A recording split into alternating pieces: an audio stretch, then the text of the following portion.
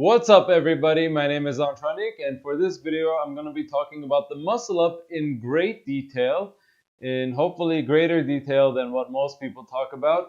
And if you're not familiar with what the muscle up is, it's when you pull up on a bar and you pull yourself up so high and fast that you go over the bar, okay?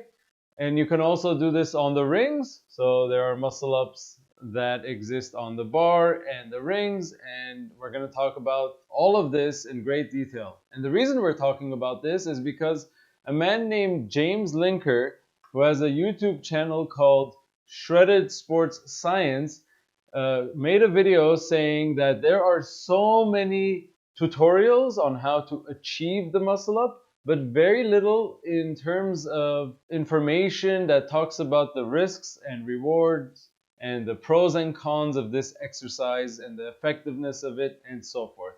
So he called on content creators and coaches to fill in this informational gap, and that's what I'm going to do right now because that's me. If you're not familiar with who I am, my name is Antranik and I make health and fitness videos all the time, and bodyweight exercises specifically are my forte. So if you're not subscribed to my channel, please do so now. And let's get into answering some of these questions that he posed for people like me to answer. All right? Now, before we answer all the questions, we got to say that there are many different kinds of muscle ups. You can do a muscle up on the bar or on the gymnastics rings.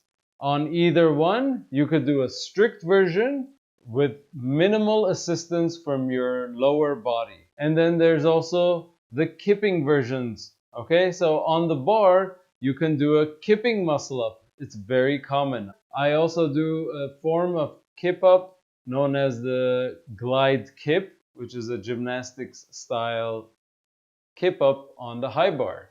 All right, and on the rings, there are a couple different types of kipping muscle ups as well.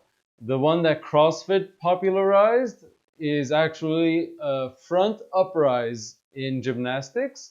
And there's also the kip up to support, which is a very awesome way to get up on the rings as well. All right.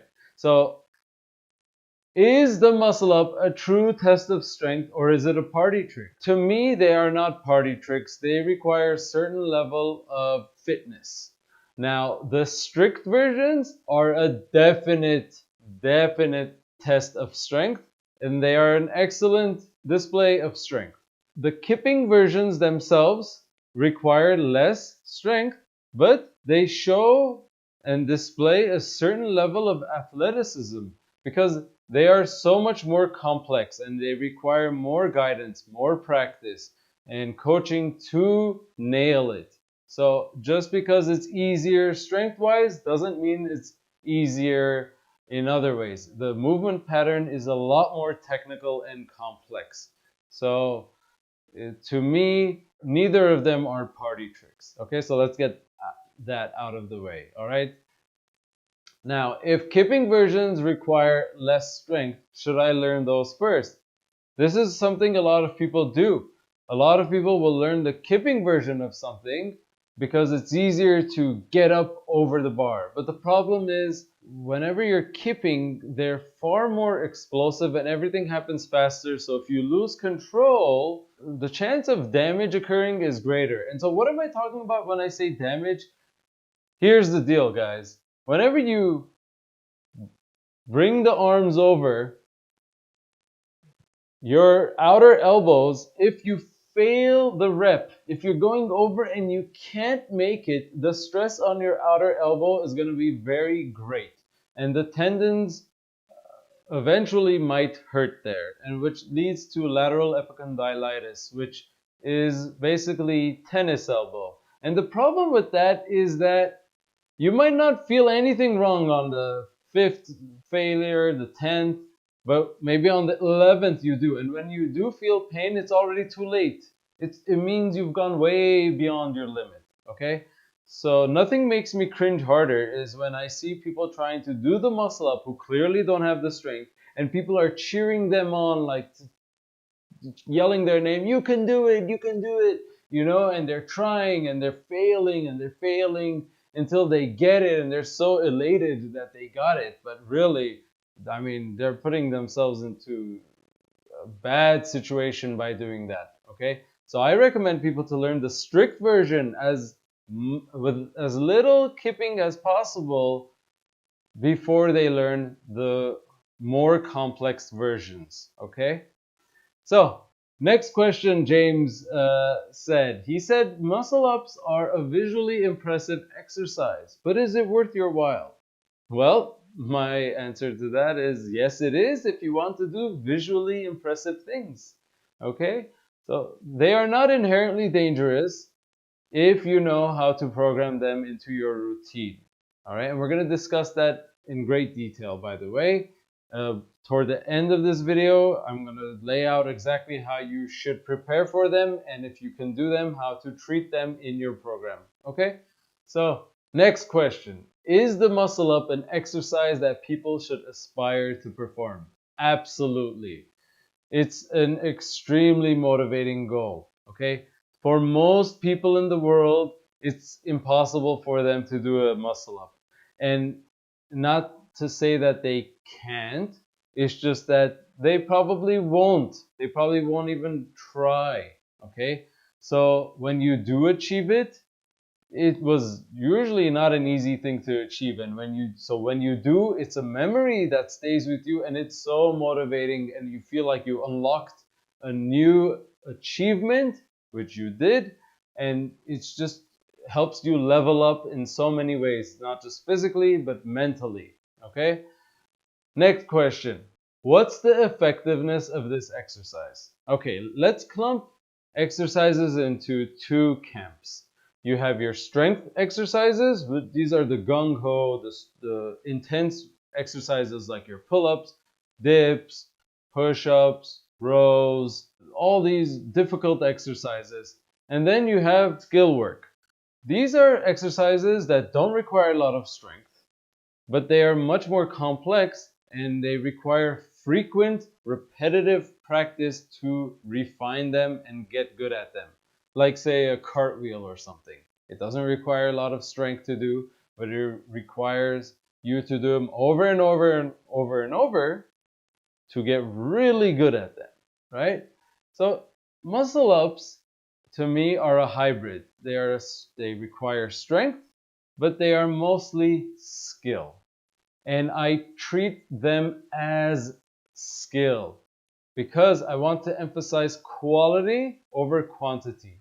You're not going to find me doing 3 sets of 8 muscle ups in my routine ever, probably. Okay? So, how do I program them? I do them only when I'm fresh. After my warm up is when I do my skill work. So I'm really fresh and before my strength work, and never after toward the end of my workout or when I'm really tired. Okay? So let's go over what are the risks and rewards. The reward is that, let's face it, you feel badass and you are badass for doing a muscle up. Okay? That is absolutely true. Okay? And then the other reward is that once you unlock that muscle up, you could use that as a tool to link the muscle up to other exercises if you want to do a combination. Okay? This is the part of the skills that you might be working on. And if you work on the gymnastics rings and your rings are set up high and you can't just jump over to the top, muscle up might be the only way up there. And if that's the only way, then that will help you to do L-sits, shoulder stands, and other exercises that maybe you couldn't do because you couldn't get up there, right? And the other benefit is that it demands a lot of preparation. So you're going to have to be good at the false grip chin-ups, deep ring dips. You have to master the rings turned out support hold. All these things need to come together first for the muscle up to come to reality, okay? But the risk is that you can develop tennis elbow. You can have, again, elbow pain if you overdo it or if you do repetitive failed attempts. And then the urge to do them incessantly can fuck you. So the reason I say that is because whenever you do your first muscle up, you're going to want to do it over, you're going to want to do it again and again and again. You have to refrain from doing that, restrict yourself from doing that, because you don't want to deal with any failed attempts. The failed attempts are what mess with you. So you always have to just do a few or less in the beginning to ensure that your joints and tendons are able to handle the stress. Okay? And then the other risk is if you're overweight, the load on your joints is much greater. Okay? So moving on, here's the best part. How do we include the muscle up in our routine to reduce the risk as much as possible? First, over prepare yourself. Get really good at false grip chin-ups. And not just chin over, but rings or bar to the chest or nipples as high as you can pull. Okay? And then when you do your dips, do them as deep as possible. And then, whenever you want to practice the transition phase between the pull-up and the dip, use foot-supported versions of the muscle-up, which I have made videos for both the rings and the bar. You could do foot-supported versions of them to practice the movement pattern of the muscle-up transition itself. And that will help get you stronger there as well. Okay? Next, I say treat them as skill work, which I already emphasized. I talked about a good amount already. Quality over quantity, because tendons take 10 times longer to adapt, to heal and recover than muscles. Okay? So you need to just do the minimum effective volume, okay? The minimum effective dose to load them and to ensure that they are recovering, okay? Add only one rep every couple weeks. This is the thing that I said earlier. You're going to want to do as many as you want. No, don't do that.